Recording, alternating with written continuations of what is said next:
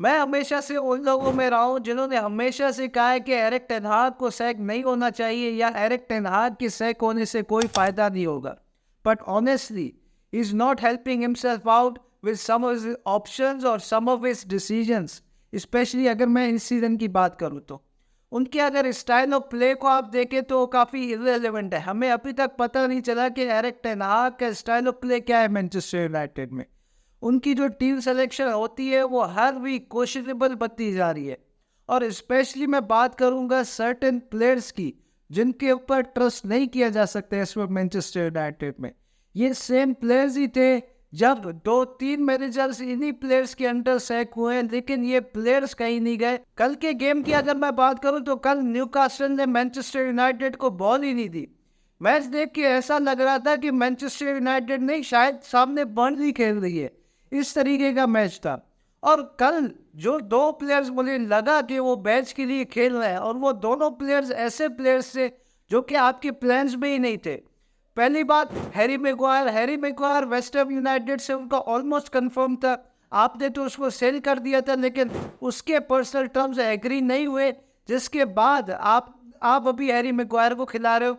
और दूसरा जो प्लेयर मुझे लगा कि वो बैच के लिए खेल रहा है वो था Kobbie Mainoo. He showed more character than so called Manchester United main players like Rashford, like many others. Rashford man absolutely disgusting.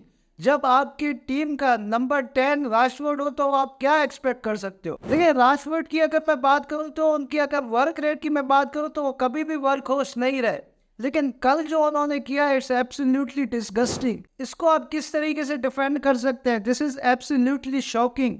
आपने इन प्लेयर्स को इतने वेजेस दे दिए कि अब ये कंफर्टेबल है अपनी लाइफ में। मेरे ख्याल से मार्शियल, राशफोर्ड, एंथनी, ये जितने भी प्लेयर्स हैं इनको सेल कर देना चाहिए और इनकी जगह पे एक्चुअल फुटबॉलर्स को लेके आए।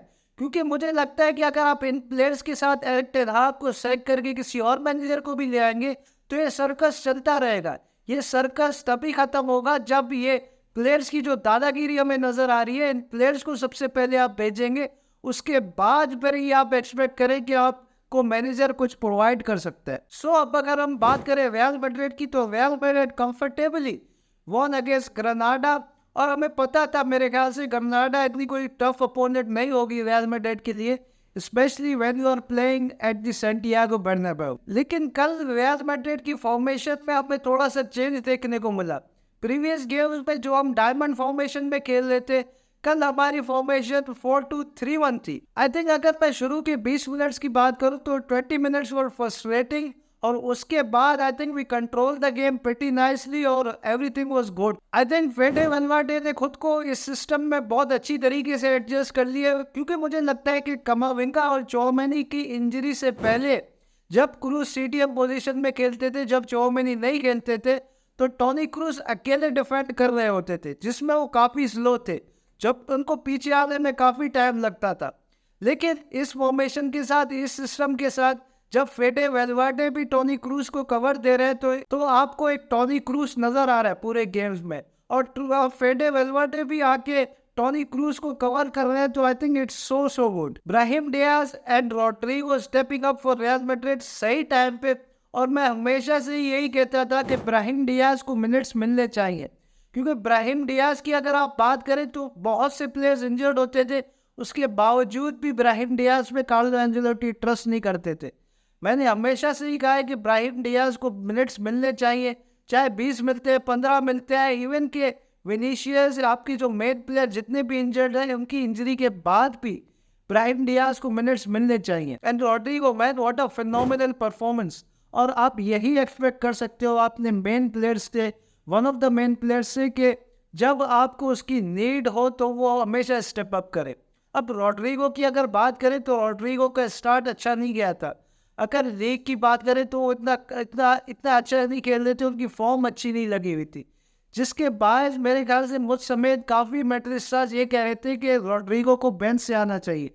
लेकिन इट्स रियली नाइस टू सी जो उसकी कंट्रीब्यूशन है इन रिसेंट गेम्स में और जिस तरीके से वो स्टेप अप कर रहा है, सो गुड। आई थिंक अगर रूडिगर की मैं बात ना करूं तो ये बहुत बड़ी ज्यादती होगी। Rudiger is delivering for Real Madrid और इस तरीके की परफॉर्मेंस ही हम रूडिगर से एक्सपेक्ट कर रहे थे। जब वो रियल मैड्रिड में आए थे, but finally he is producing some performances in week and week out, और यही आप एक्सपेक्ट कर सकते हो। अब देखना ये होगा कि कार्लो एंजेलोटी किसके साथ जाते हैं मिलिटाओ के आने के बाद। अब आई एम द मैनेजर, अगर आप मुझसे पूछे तो रिसेंट परफॉर्मेंसेस की अगर मैं बात करूं, अगर मैं इस सीजन के परफॉर्मेंसेस की बात करूं, तो I will stick with Rudiger and Militão. अब देखना होगा कि कार्लो एंजेलोटी किसके साथ स्टिक करते हैं। ऑब्वियसली इट विल डिपेंड कि मिलिटाओ ACL के बाद आते हैं, क्या वो उस तरीके के परफॉर्मेंस दे पाते हैं, क्या वो उस तरीके से खेल पाते हैं।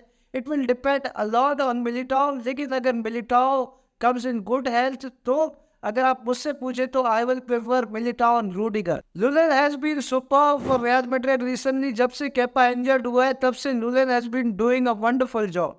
और मैं बात करना चाहूँगा यहाँ पे कार्लो एंजेलोटी की, जो प्रेस कॉन्फ्रेंस में आके हमेशा से ही, मतलब उन्होंने कल के प्रेस कॉन्फ्रेंस में भी यही कहा था कि केपा आ चुके हैं तो केपा जो है वो बेटिस के अगेंस्ट स्टार्ट करेंगे।